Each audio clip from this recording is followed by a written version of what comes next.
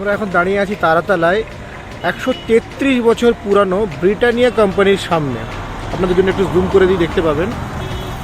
133 বছর পুরানো এই কোম্পানিটা গত বছর 2024 সালে কিছুটা বিতর্কিতভাবে আংশিকভাবে বন্ধ করা হয়েছে।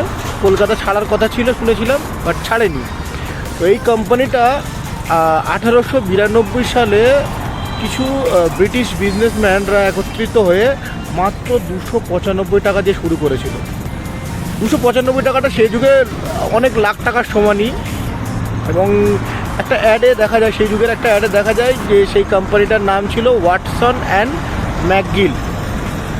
এই ব্রিটানিয়া কোম্পানির জন্ম কিন্তু কলকাতায়, ব্রিটিশ কলকাতায়, যখন কলকাতা ব্রিটিশ ইন্ডিয়ার রাজধানী ছিল। এরকম আরও ইনফরমেটিভ তথ্য পেতে আমাকে ফলো করুন এবং আমার ইউটিউব চ্যানেল আনফিল্টার্ড এমকে সাবস্ক্রাইব করুন, পাশে থাকুন আর কমেন্ট করে জানান এই জিনিসটা আপনাদের জানা ছিল কিনা। আমার ইউটিউব চ্যানেলের লিঙ্ক আমি কমেন্টে পিন করে দিচ্ছি। ভালো থাকবেন।